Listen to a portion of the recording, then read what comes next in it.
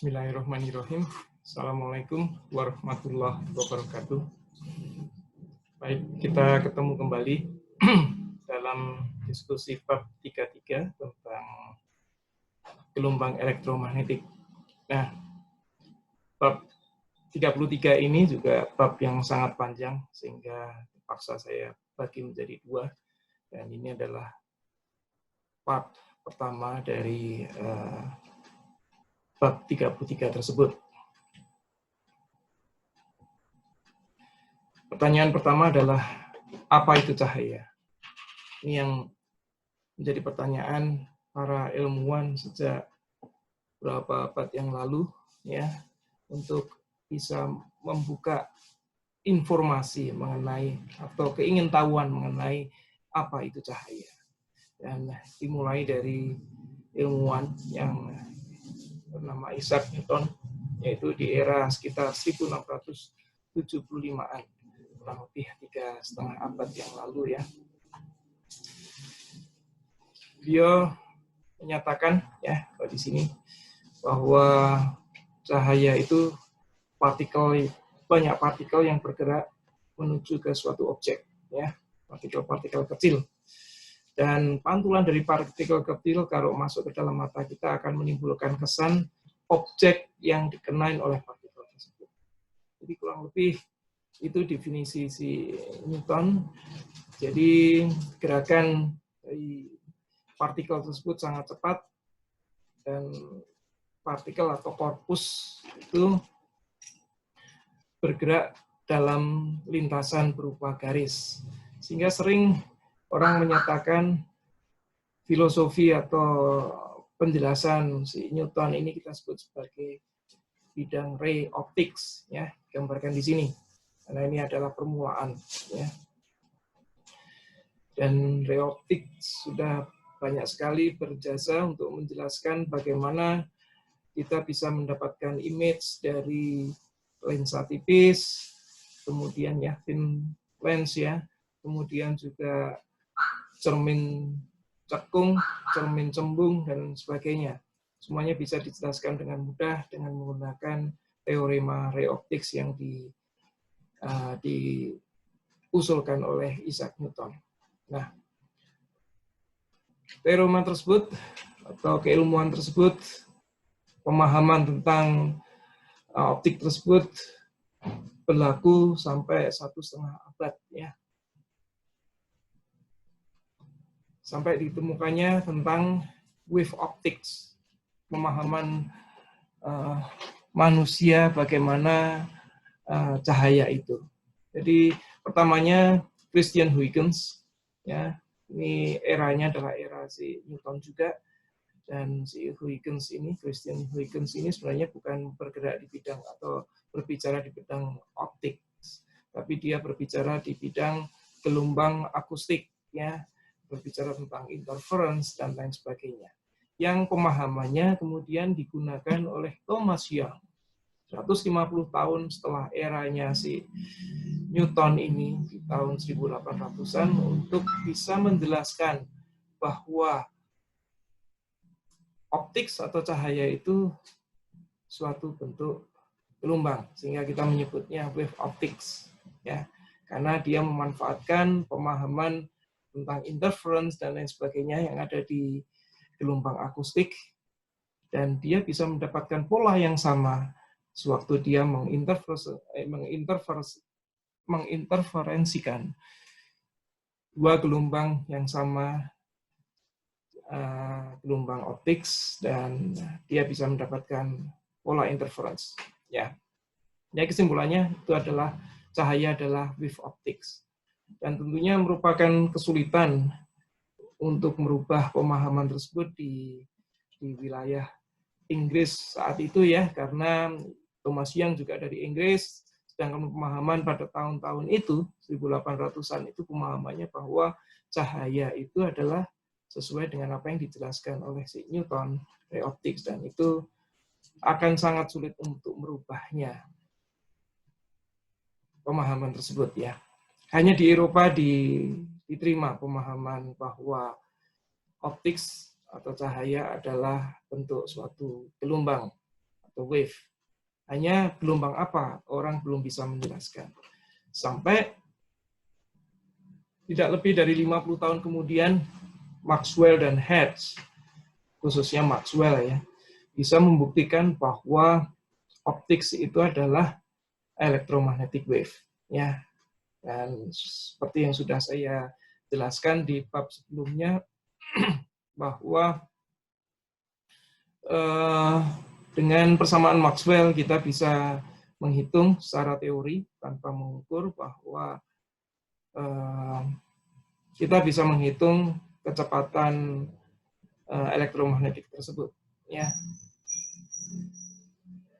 Jadi dari sini kita bisa melihat ada evolusi, sudah 3 kali perubahan dari eranya si Newton yang mengatakan bahwa cahaya adalah ray optics, ya, atau partikel yang bergerak secara lurus, kemudian berubah pemahamannya 150 tahun kemudian menjadi cahaya adalah suatu gelombang. Ya, gelombangnya sendiri tidak tahu apa, tapi memunculkan interference artinya itu adalah gelombang. Baru kelihatan jelas menjadi electromagnetic optics pada 200 tahun persis setelah Newton.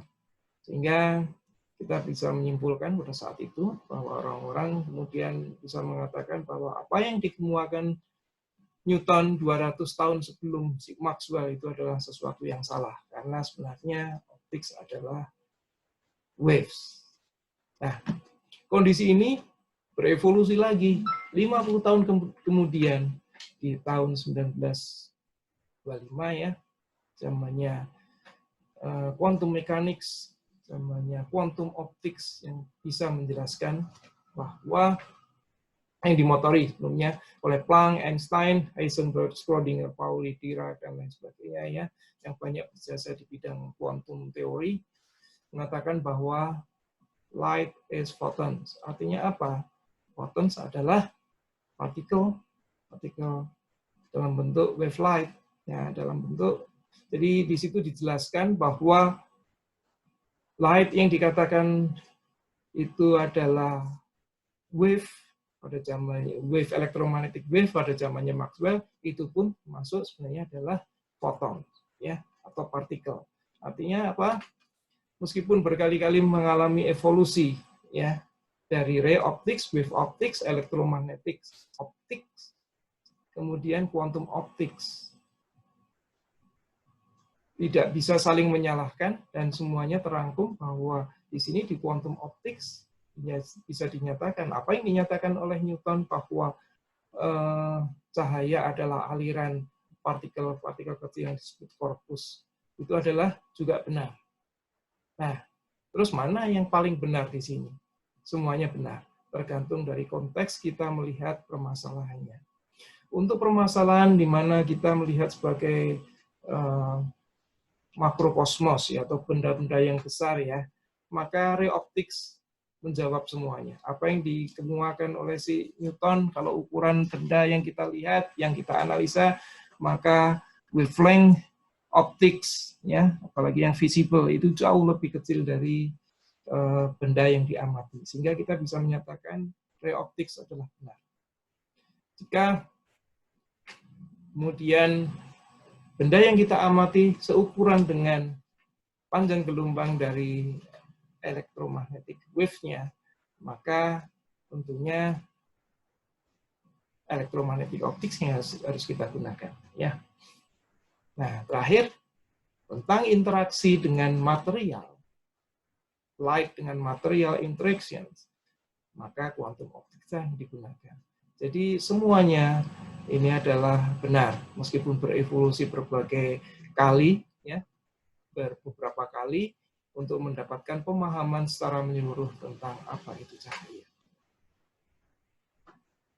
Nah, setelah, kalau kita dalam konteks cahaya itu adalah electromagnetic wave, maka kita bisa membuat suatu spektral, ya, spektral analisis tentang electromagnetic spectrum. Ya. Jadi termasuk Dari gelombang yang paling rendah termasuk gelombang elektromagnetik yang dikeluarkan dari beban listrik di rumah Anda yang frekuensinya hanya sekitar 50 Hz, 60 Hz, kemudian RF dari kelas AM, FM, shortwave RF, TV, FM, kemudian microwave radar ya. Termasuk di sini adalah infrared rays seperti terahertz dan lain sebagainya, long infrared waves ya. Kemudian ada satu slot kecil di sini adalah yang kita sebut sebagai slot visible light spectrum ya. Yang lebih pendek lagi di sini wavelength-nya adalah ultraviolet rays, kemudian X-rays, gamma rays yang apa? Artinya semakin ke kiri di sini semakin pendek wavelength-nya, artinya energinya semakin besar. Hingga merupakan dalam bentuk nantinya adalah partikel. Di sini yang adalah elektron, inti atom dan sebagainya dari paling kiri di sini karena merupakan wave ya, elektromagnetic wave dalam bentuk energi yang relatif tinggi dan kita bisa menyatakannya dia sudah punya mass, sudah punya massa, sudah punya energi yang relatif tinggi. Nah, saya coba meng-highlight, menekankan spektrum kecil yang ada di sini ya, yang kita sebut sebagai visible light spectrum. Nah, visible light spectrum ini menjadi menarik untuk saya tanyakan kepada audiens semua. Kenapa Tuhan Allah menciptakan manusia hanya punya kemampuan untuk melihat di pita yang sangat tipis ini, very narrow band spektrum ya. Kenapa kira-kira? Jawabannya adalah kalau kita punya kemampuan mendeteksi seluruh spektrum ini dari long wavelength sampai very short wavelength di sini, apa yang terjadi? Seluruh wavelength yang menembus, kita sudah paham ya, hampir ada istilah opaque, ada istilah transparan ya. Sebagian besar cahaya atau sebagian besar elektromagnetic wave itu bisa menembus material. Kalau semuanya ya, ada sebagian yang tidak bisa transmittance, tidak bisa menembus dan itu kita sebut opaque. Kalau semuanya itu bisa kita lihat, kita seolah-olah melihat material di sekitar kita semua adalah transparan seperti kaca. Sehingga kita tidak bisa membedakan benda satu dan benda lain karena semuanya bisa kita lihat. Jadi kurang lebih beautiful-nya bahwa kenapa kita hanya bisa melihat setipis bandwidth ini adalah supaya kita bisa melihat yang lain adalah opaque karena kita hanya bisa melihat yang spektrum visible saja. Yang lain-lain adalah opaque terhadap visible light spectrum. Ya, sehingga kita bisa melihat kursi, bisa melihat meja dan lain sebagainya. Kurang lebih itu, dan kita harus mensyukuri bahwa mendapatkan sesuatu spektrum yang sempit bukan berarti itu adalah kerugian, justru kita bisa mendapatkan keindahan dari spektrum yang sangat sempit tersebut. Nah, dari spektrum yang sangat sempit itu, di spektrum yang kita sebut sebagai visible light spectrum, ternyata mata kita punya sensitivitas yang berbeda-beda di setiap wavelength ya. Dan kita paling tinggi di sini adalah warna kuning, kurang lebih di 560-an mungkin ya, 560-an atau 555. Ya. Dan ini diuji dengan spektrum energi untuk wavelength di semua wavelength adalah sama. Sehingga artinya apa? Sehingga kalau pencahayaan hanya untuk penerangan saja, itu akan efektif menghemat energi kalau lampunya adalah lampu kuning, lampu warm light. Ya. Sehingga ini bisa menjawab alasan kenapa lampu di jalan itu warnanya adalah kuning, ya. Kalau warna putih malah tidak akan jelas. Karena apa? Sensor mata kita akan tajam di warna kuning. Jika Anda lihat-lihat di setiap pinggir jalan, kebanyakan adalah warna kuning. Lampu untuk menembus kabut adalah warna kuning. Karena warna yang lain akan terpantul dan membuat silau. Jadi malah tidak efektif untuk menyinari depan kendaraan kita. Ya. Kurang lebih itu alasan kenapa warna kuning banyak digunakan untuk penerangan jalan, jadi lampu merkuri, ya. Dan juga lampu cahaya mobil itu sebaiknya adalah menggunakan lampu pijar sebenarnya, bukan lampu LED. Dan kita menjadi salah fokus. Sekarang banyak orang menggunakan lampu LED, kita lihat menyilaukan, tapi bagi pengendara mobilnya sendiri sebenarnya tidak begitu terang lampu yang LED. Baik, kita sekarang menuju atau menjelaskan electromagnetic wave sources, sumber dari electromagnetic wave. Ya.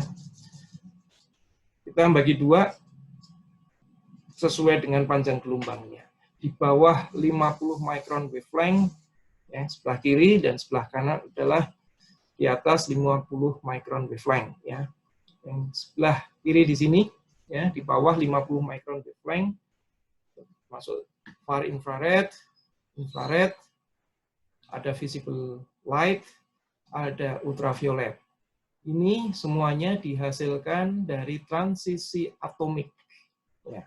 Tidak ada teknologi sekarang dari discrete komponen yang bisa menghasilkan electromagnetic wave dengan wavelength yang pendeknya di bawah 50 micron. Ya. Semuanya adalah hasil transisi energi yang ada di orbital atom. Nah, untuk sinar yang lebih pendek lagi wavelength-nya menyerupai partikel, ya, seperti sinar X, sinar alfa, beta, gamma, termasuk proton, neutron, elektron, ya. Itu asalnya adalah dari inti atom, ya. Kurang lebih itu. Jadi kita membaginya mungkin, jadi kalau di bawah 50 micron pasti hasilnya adalah dihasilkan oleh transisi di dalam elektron ini, di dalam atom. Ya. Nah, berbeda kalau kita lebih besar, wavelength-nya lebih besar, lebih panjang, maka biasanya dihasilkan oleh komponen diskrit, ya, microwave dihasilkan oleh klistron, oleh TWT, ya, dan juga untuk radio RF, FM pakai transistor, rangkaian RLC seperti ini, dan lain sebagainya. Termasuk ada radiatornya yang kita sebut sebagai antena. Dan ini wavelength yang relatif sangat-sangat panjang. Ya. Jadi penjelasan ini bisa cukup jelas bagaimana kita membedakan sumber elektromagnetik. Kalau sudah menyerupai cahaya, maka pasti sumbernya adalah dari transisi dalam atomik, ya, atau bisa juga dalam molecules, ya. Tapi transisinya adalah dalam transisi orbital elektron dan juga inti atom. Sedangkan kalau wavelength-nya panjang, contohnya seperti RF, microwave, dan lain sebagainya, bisa menggunakan yang namanya discrete komponen dari amplifier, transistor, kemudian rangkaian RLC, dan juga radiator yang berupa antena. Ya, ini konsep tentang propagasi gelombang dan juga jenis gelombang. Ya, kita sudah mengenal sumber gelombang, dan di sini saya masih menggunakan kata umum sumber gelombang karena kita akan bicara nanti gelombang itu ada dua, gelombang akustik, ya, gelombang akustik mekanik, dan gelombang field. Nah, gelombang itu untuk bisa merambat harus melalui suatu yang disebut sebagai medium propagasi. Ya, kalau gelombang akustik, contohnya gelombang akustik ini saya sebut di sini, ya, ini arah propagasinya ke kanan, ya. Gelombang akustik itu apa? Contohnya suara atau getaran ya yang bisa kita rasakan. Dan, getaran di rel kereta api misalnya bisa kita rasakan beratus-ratus kilometer. Ada lagi getaran atomik yang kita sebut sebagai fonon, dan sensasinya yang kita rasakan adalah panas. Jadi panas itu adalah getaran akustik ya yang selalu berhubungan dengan material. Jadi tidak ada material ya tidak ada panas. Contohnya apa? Termos misalnya. Di antara termos ada ruang hampa ya. Bisa dikatakan hampa sehingga dia bisa apa? Artinya tidak ada getaran yang keluar dari dalam termos tersebut keluar ya. Karena hampa ya, dengan adanya vacuum itu getaran akustik panas di dalam molekul air ataupun bahan apapun panas di dalamnya tidak akan keluar dari termos tersebut karena diselubungin oleh medium yang disebut vacuum. Ya. Jadi jangan mengira matahari adalah sumber panas. Matahari adalah sumber energi elektromagnetik, ya, bukan sumber panas. Karena kalau kita ke atas, di atas bumi, kita bukan merasakan semakin panas, bukan mendekati matahari, tapi semakin dingin, ya. Jadi yang berbahaya dari matahari apa? Radiasi elektromagnetiknya. Kita naik gunung bukan semakin panas, ya kita naik itu kan artinya mendekati matahari. Ternyata kita tidak semakin panas tapi semakin dingin. Artinya apa? Itu tadi karena matahari bukan sumber panas tapi sumber elektromagnetik. Nah, getaran akustik ini biasanya wujudnya adalah getaran yang kita sebut sebagai getaran longitudinal, di mana arah pressure ya itu searah dengan arah propagasi. Jadi arah amplitude dari gelombangnya itu searah dengan arah propagasi atau kebalikannya, kurang lebih seperti itu. Itu namanya gelombang akustik atau gelombang mekanik ya. Jadi panas itu sebenarnya adalah gelombang mekanik, mechanical atom. Ya, kita sering menyebutnya adalah gelombang fonon. Ya. Ingat harus bisa membedakan antara fonon dan foton. Nah, kita akan bicara foton di bawah ini. Gelombang yang lain lagi, ini saya sebut di sini adalah gelombang fields. Apa itu fields? Fields itu medan. Artinya dia bisa merambat tanpa material, dia bisa melewati vacuum. Berbeda dengan panas tadi. Begitu ada vakum, dia nggak bisa lewat karena dia adalah akustik, ya harus melewati material. Sedangkan field tidak. Field contohnya apa? Elektromagnetik. Jadi matahari itu mengirimkan energinya ke dunia ini, bukan melewati panas, bukan melewati energi panas, tapi melewati energi yang disebut sebagai energi elektromagnetik. Ya, entah sinar, visible line yang kita lihat ya, tapi juga banyak sekali energi matahari yang tidak bisa kita lihat karena dia ada di infrared sampai RF maupun yang high energy elektromagnetik ultraviolet ke atas itu yang berbahaya ya karena bisa merusak konfigurasi dari material tubuh kita. Yang kedua, selain elektromagnetik, gelombang fields adalah gravitasi. Gravitasi termasuk gelombang medan yang tidak perlu melewati material, dia bisa melewati ruang hampa. Dan gelombang fields ini bentuknya adalah transversal, di mana arah fields-nya ya, arah amplitude dari field-nya itu tegak lurus terhadap arah dari propagasi. Dan kita tahu kalau akustik itu lebih dalam bentuk volume, ya, volume pressure, kalau gelombang transversal itu lebih ke bukan volume tapi surface pressure. Jadi bentuknya kalau Anda bilang kalau volume itu seperti bola, kalau transversal itu bentuknya seperti gepeng, seperti kertas ini ya. Jadi merambatnya sesuai dengan bidang yang ada di kertas yang saya tunjukkan. Sehingga apa? Nanti kita akan muncul beberapa ide tentang polarisasi, jadi arah dari namanya bidangnya itu, ya, sudut bidang perambatan.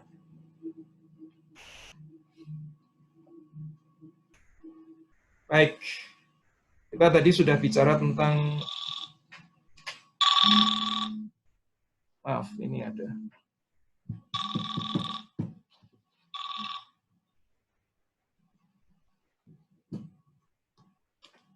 Maaf, ada gangguan telepon nih, jadi mengganggu sekali. Ini matikannya juga ribet saya.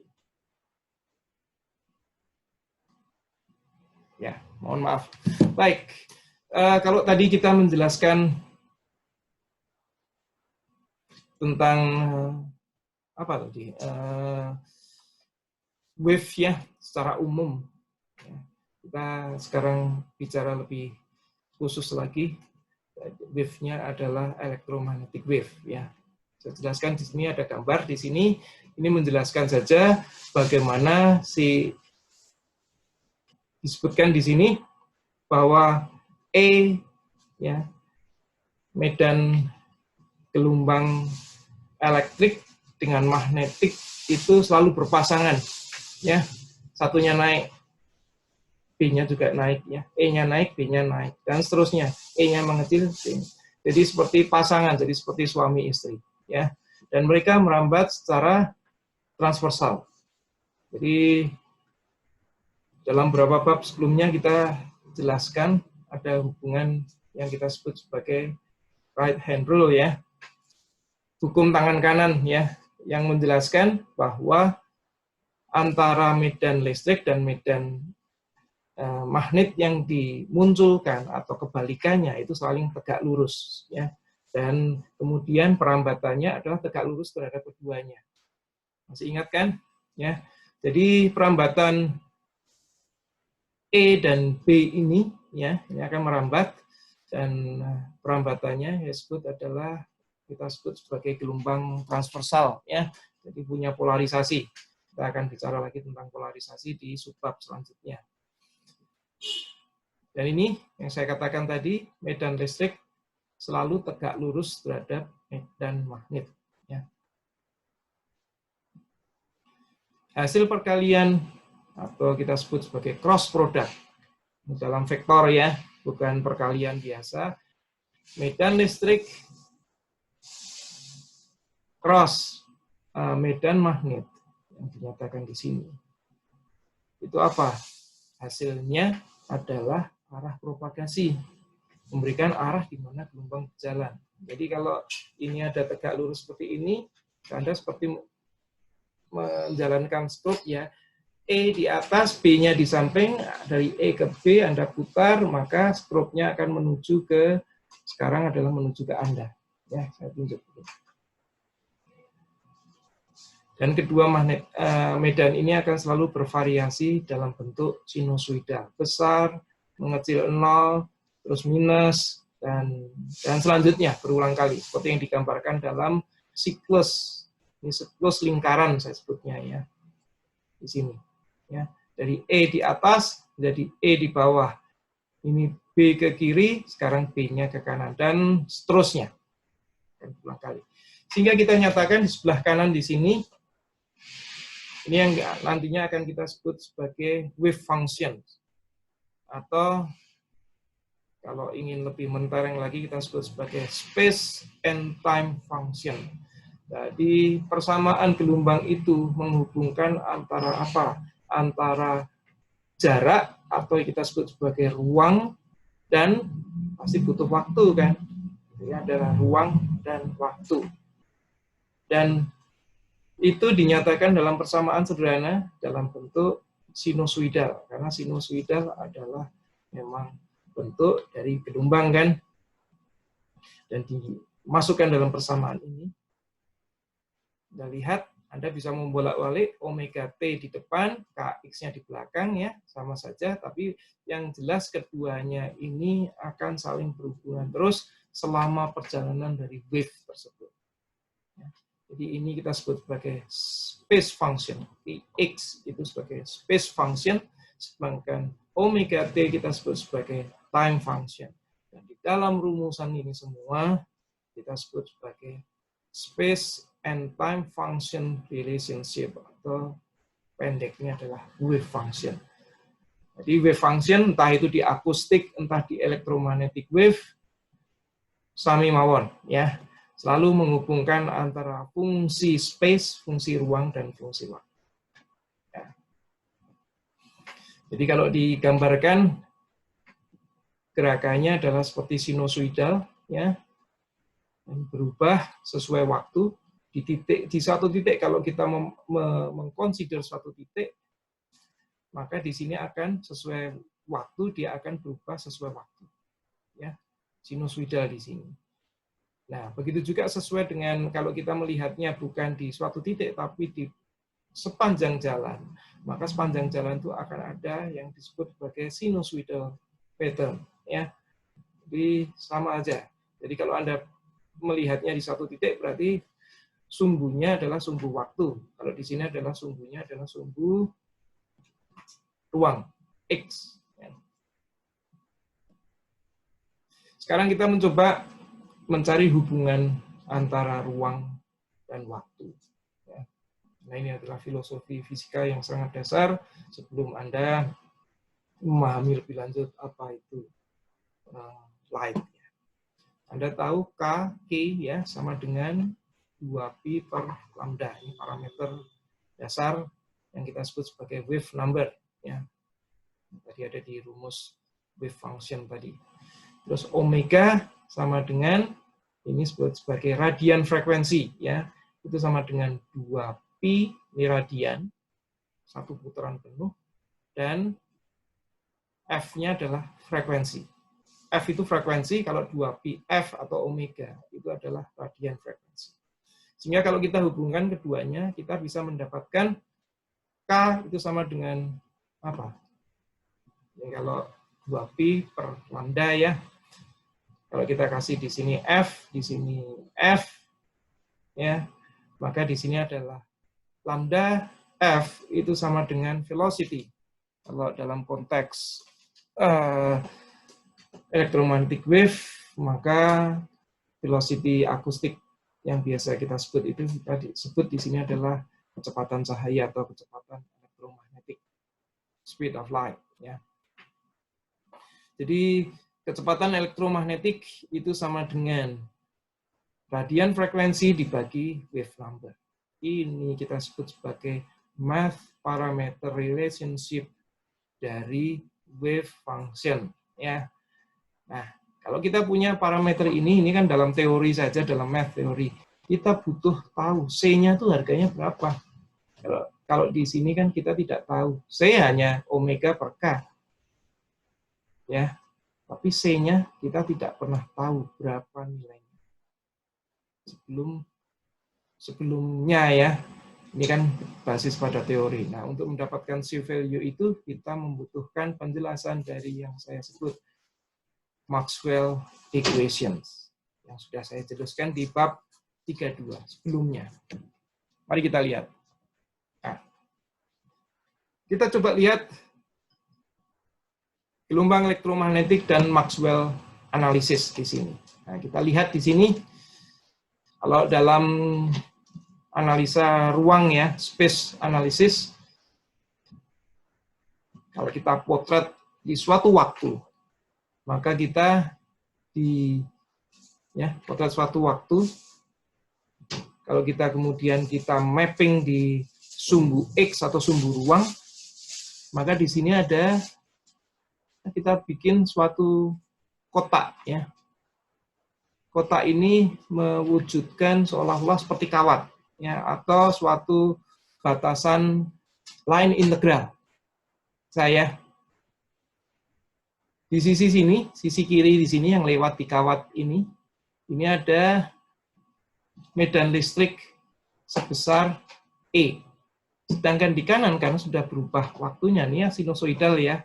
Di sebelah kanan ada perubahan sebesar E plus DE. Nah, perubahannya DE. Nah, jadi apa? Jadi kalau kita potret di sini, kalau kita ini kan, maka kita integralkan. Kita akan ingat pada dalam differential integral equation, kita nyatakan ini, Anda masih ingat kan, integral, line integral dari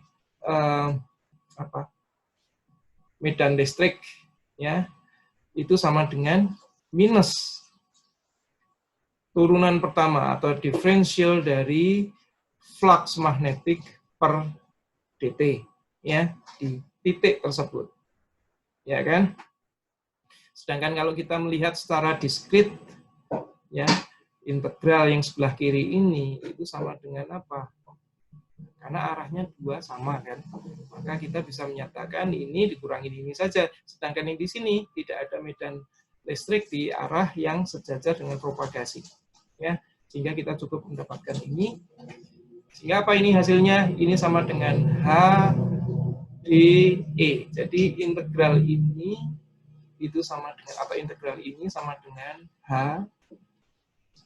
dE.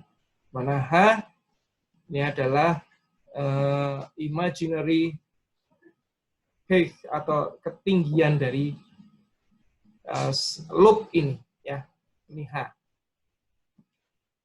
Sedangkan flux B itu sama dengan berapa? Flux B adalah B, kita anggap saja di sini B-nya nggak ada perubahan kan, karena fungsinya adalah fungsi terhadap sumbu X ya. Dan kita melihatnya titik ini aja dan kita anggap semuanya sama, maka B dikalikan luasan dari loop ini kan sama dengan ini, B H dx. Ya.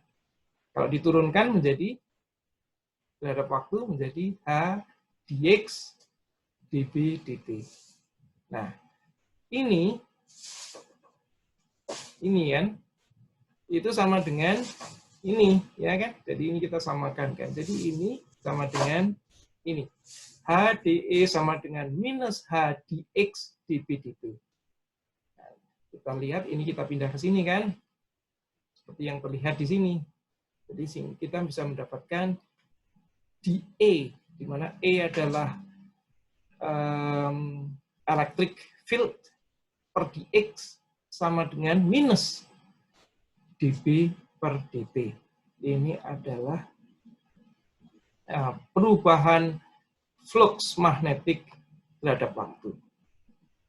Ya, kalau kita lihat supaya lebih umum di sini, karena ini terhadap dx saja berarti terhadap sumbu one dimensional space, ya, kita harus berpikir bahwa terhadap 3 dimensi, sehingga kita bisa menggunakan diferensial partial ini ya. dE dx sama dengan min dB dt. Dari sini kita bisa melihat inilah yang kita sebut sebagai hubungan antara space and time. Yang satunya E-nya diturunkan terhadap space, ya, kita diferensial terhadap space dx, satunya lagi magnetiknya kita diferensial terhadap waktu. Inilah yang disebut sebagai space and time function seperti yang tadi di wave function. Nah, kita tahu E-nya sendiri merupakan suatu fungsi X dan T kan ya, di 2 slide sebelumnya. Kalau kita turunkan akan menjadi ini kan ya. K Im cos Kx minus omega T. Begitu juga yang sebelah kiri di sini. Karena minus, di sini keluarnya juga minus omega, maka menjadi plus. Ya. Jadi ini. K cos-nya sendiri bisa kita hilangkan, karena sama. Sehingga EM per BM sama dengan ET per BT, ya, karena dia instantaneously selalu sama.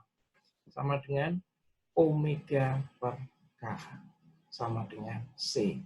Jadi kita bisa melihat bahwa medan listrik dibagi medan magnet yang ada di dalam electromagnetic wave, itu rasionya itu adalah sama dengan kecepatan cahaya di dalam medan yang dilalui oleh electromagnetic wave tersebut. Jadi kalau dalam vacuum, ya nanti kita akan tahu, ya kan, besarnya berapa EM-nya, berapa besarnya DM-nya. Tapi akan berbeda nantinya kalau mediumnya bukan vacuum, ya, karena speed dari cahayanya pun juga berbeda. Oke. Nah, sekarang kita lanjut. Kalau tadi kita menganalisa berbasis kepada Faraday equation, ya, atau hukum Faraday, ya. Sekarang kita menggunakan Maxwell equation, ya, hukum Maxwell.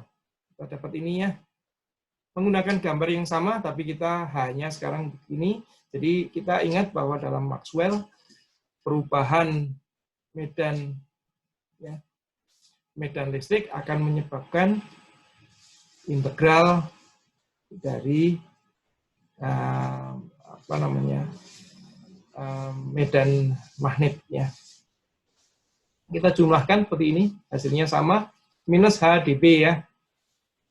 Sedangkan flux elektriknya itu sama dengan E, ya, kita anggap E-nya adalah sama semua di sini.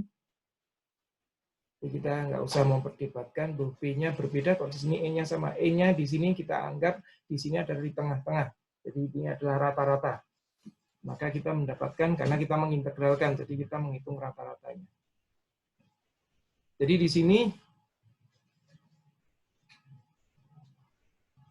deflux dari elektrik, ya, per dt sama dengan H dx dE per dt, ya. Ini harus dikalikan mu 0 epsilon 0, ya. Itu sama dengan ini, kan, ya. Sehingga apa? Kalau kita nyatakan di sini, kita bisa mendapatkan minus dB per dx itu sama dengan mu 0 epsilon 0 dE per dt. Ingat, kita menggunakan mu 0 epsilon 0 itu karena kita menggunakan vacuum, ya. Kalau kita tidak menggunakan vacuum, kita hilangkan saja nolnya di sini, ya. Dari sini, seperti yang kita lakukan di slide sebelumnya, kita diferensial, ya, kita mendapatkan persamaan ini, ya. Jadi cost-nya sama, sehingga kita mendapatkan bahwa dari sebelumnya EM per BM atau E per B itu selalu sama dengan C. Sedangkan di persamaan ini kita mendapatkan I per B itu sama dengan K per omega mu 0 epsilon 0, ya. Sama dengan ini. Jadi ini, ya. Jadi kita mendapatkan C 0 kuadrat sama dengan 10 mu 0 epsilon 0, ya. Atau kita dapatkan bahwa C0, kecepatan electromagnetic wave di vacuum, atau itu sama dengan 10 akar mu 0 C0. Jadi ini yang saya katakan tadi, bahwa secara teori si Maxwell bisa prove berapa kecepatan cahaya di ruang hampa, ya. Dengan kita harus memahami dulu berapa mu 0-nya, berapa epsilon 0-nya, ya. Itu harus diukur dulu. Dan itu yang dibuktikan oleh Michelson 10-15 tahun kemudian di Amerika, yang menyatakan bahwa kecepatan cahaya adalah sekian. Ya. Sama persis apa yang sudah diramalkan oleh Maxwell yang dibantu oleh Hertz menemukan ini secara teori. Ya.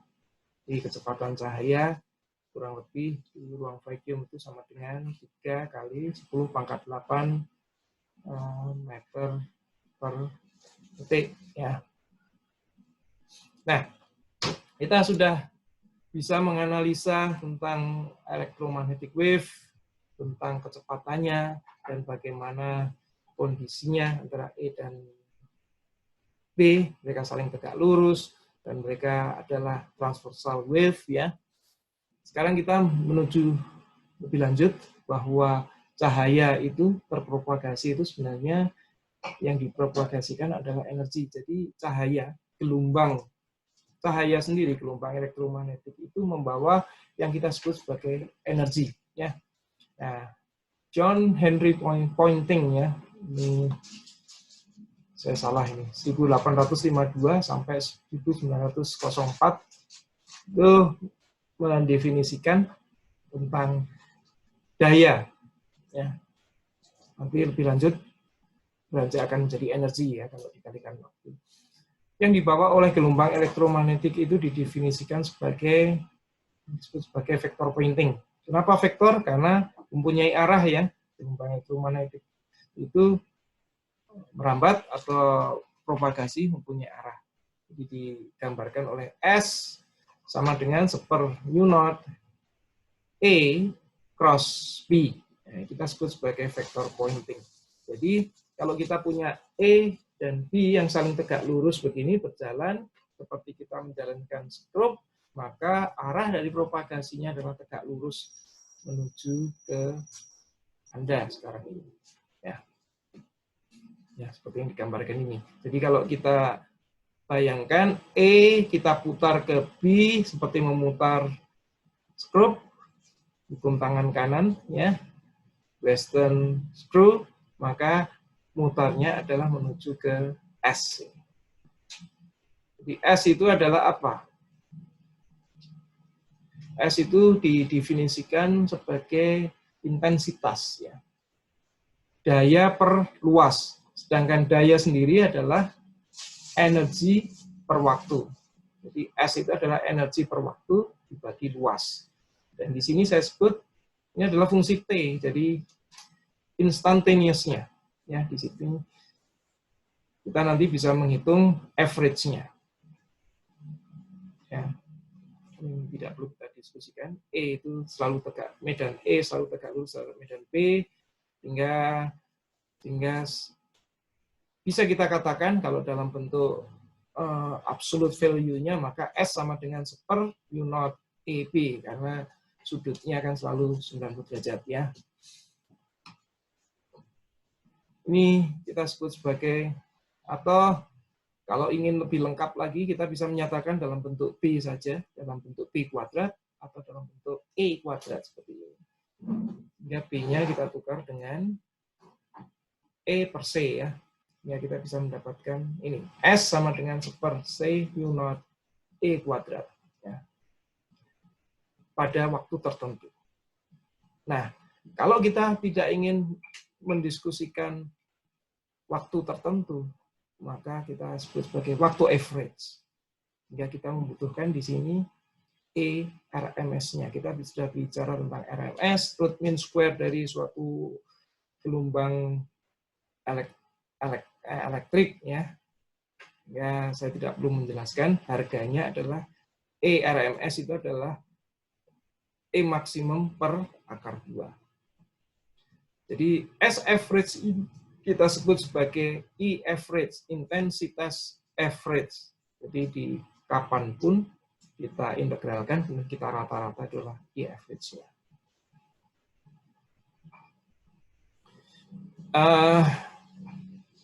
Kita sering ada salah kaprah sedikit.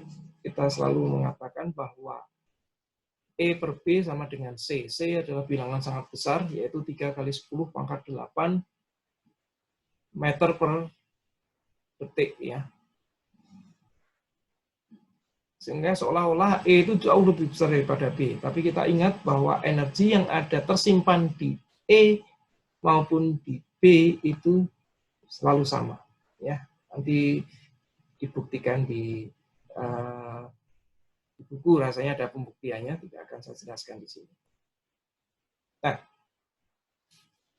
saya mencoba memberikan penjelasan kalau Anda punya sumber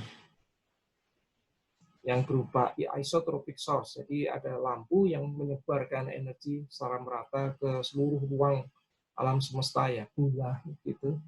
Maka intensitasnya itu adalah daya yang dikeluarkan oleh si sumber tersebut, PS, ya, dibagi dengan luasan bola tersebut. Nah, sekarang makanya bola yang mana? Bola yang di dalam sini atau bola yang di luar? Luasannya kan berbeda-beda. Bedanya adalah tergantung dari jari-jarinya kan, R kuadrat.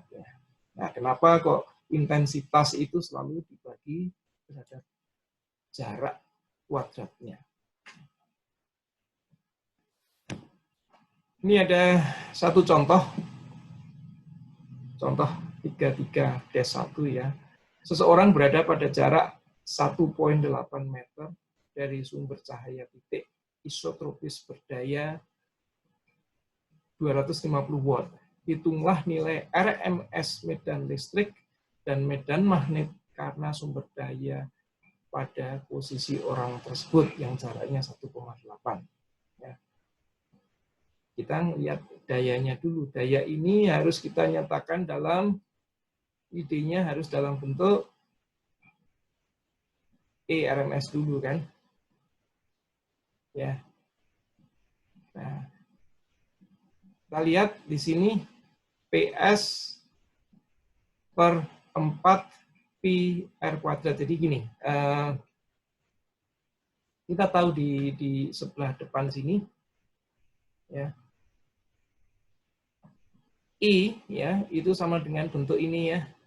Jadi kita ingat-ingat, jadi I itu bentuknya adalah ini, sama dengan PS. Jadi untuk menghitung E ini kita lemparkan aja ini semua ke sana ya. Jadi E RMS sama dengan akar dari PS C mu 0 dibagi 4 pi R kuadrat. Ada semua dihitung di sini, kita dapatkan besarannya adalah RMS-nya adalah 48 volt per meter. Sedangkan kalau kita hitung dalam bentuk B-nya, ya, medan magnetnya, itu kita dapatkan sekian.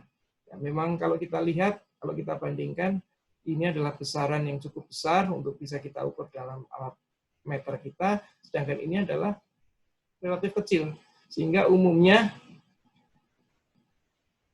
instrumen yang digunakan untuk pendeteksian pada umumnya adalah berbasis kepada komponen listrik dari gelombang tersebut.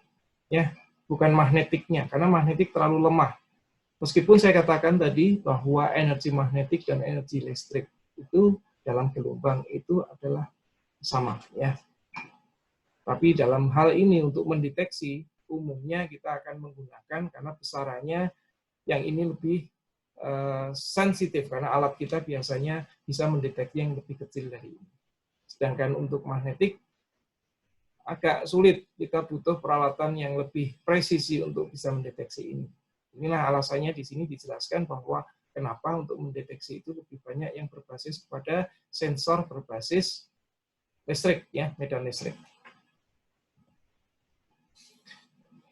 Baik, dari sini kita ke topik yang paling akhir dari part 1 ini, yaitu tekanan radiasi. Ya. Jadi kalau ibaratnya Newton sudah bilang dan teori tentang quantum optics sudah bilang juga bahwa sudah menjelaskan bahwa gelombang elektromagnetik itu jalan, itu ibaratnya adalah partikel jalan yang punya momentum. Jadi kalau mengenai suatu benda material, dia akan memberikan momentum itu ke material atau benda yang dikenainya. Ya. Nah, di dalam sini kita akan bicara mengenai penyerapan total dari energi tersebut, ada yang penyerapan sebagian, ada yang dipantulkan. Ini saya memberikan ilustrasi, ada gelombang mengenai suatu bola, maka kalau dia ada penyerapan total, maka perubahan momentum tersebut, delta P itu sama dengan perubahan dari energi. Jadi kalau ini adalah energi dari elektromagnetik tersebut, kalau dia diserap semuanya, maka ini akan diserap, dibagi C, itu sama dengan perubahan momentum. Dan perubahan momentum ada 2, dia diserap semuanya, ada 3 ya, diserap semuanya, ada dipantulkan secara sempurna semua, dan ada sebagian dipantulkan, ada yang diserap, ya, seperti yang saya gambarkan dalam definisi ini.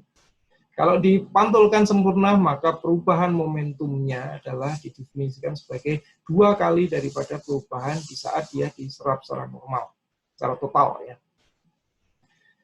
Kemudian di sini ada pilihan, perubahan momentum itu bisa diserap total atau direfleksikan secara total. Ini kita ada di sini. Nah,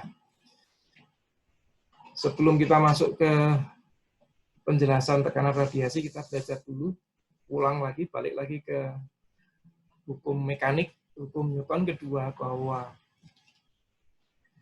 gaya, ya, F itu gaya ya, kalau P itu daya.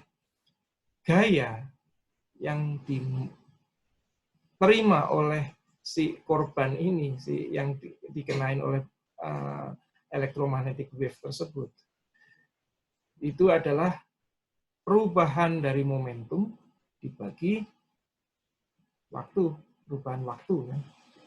Itu gaya yang dialami.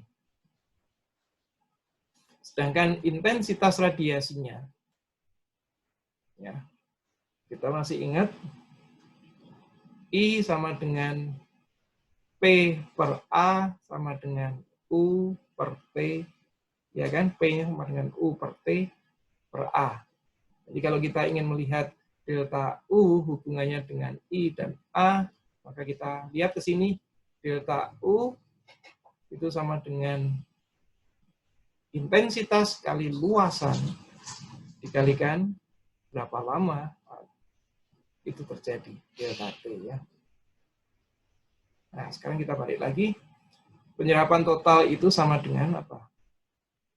Delta P, tadi kita ingat, delta P itu sama dengan apa?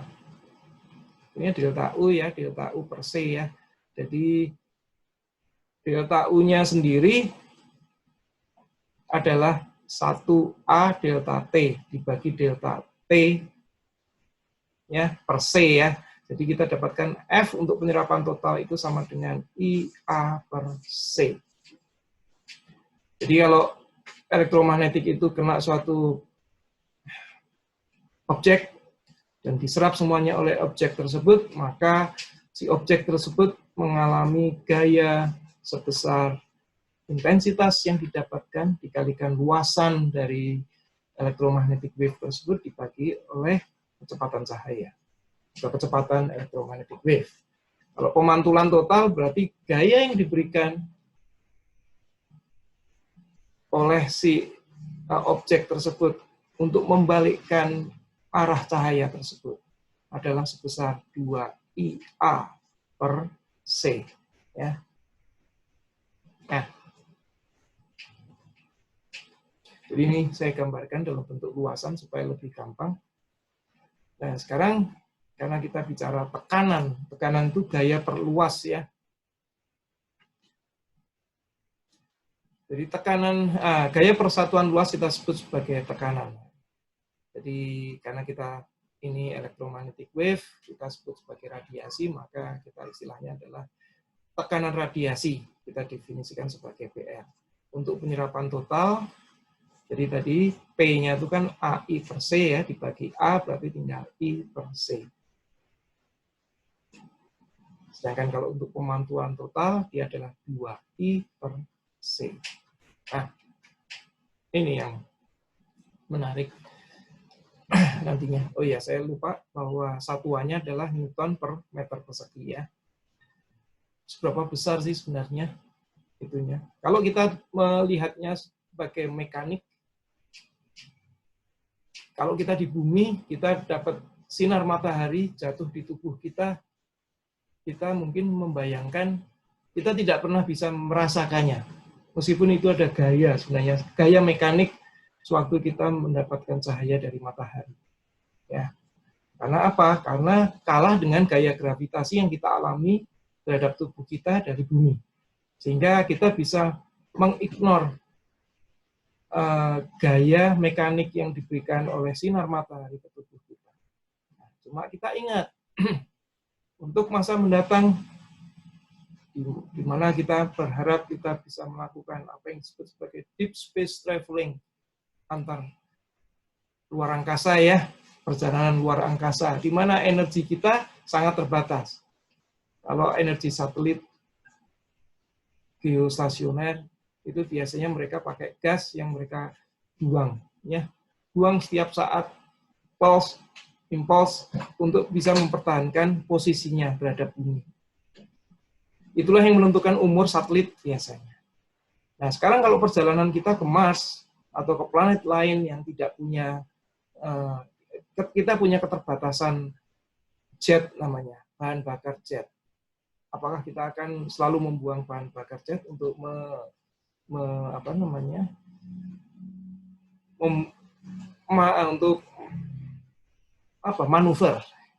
manuver pesawat kita? Enggak ya. Dan kita membutuhkan namanya cahaya luar angkasa, termasuk cahaya matahari. Inilah, dan itu akan besar sekali selama pesawat ruang angkasa kita jauh dari ruang gravitasi benda langit, ya, maka cahaya yang jatuh di permukaan dari pesawat ruang angkasa kita itu sebenarnya luar biasa besarnya, yang bisa kita manfaatkan untuk melakukan perubahan akselerasi, perubahan arah dari pesawat luar angkasa kita. Ini suatu ide terakhir sebelum meninggal. Stephen Hawking sudah menjelaskan bahwa salah satu ide untuk kita bisa berselancar di angkasa luar, deep space traveling, salah satunya adalah menggunakan tenaga yang disebut sebagai tekanan radiasi dari cahaya. Ya, kurang lebih itu. Semoga menginspirasi adik-adik sekalian apa yang saya ceritakan, bisa bermanfaat untuk Anda untuk di masa depan kehidupan engineering Anda. Terima kasih telah mendengarkan kuliah ini. Sampai ketemu di part selanjutnya. Terima kasih. Assalamualaikum warahmatullahi wabarakatuh.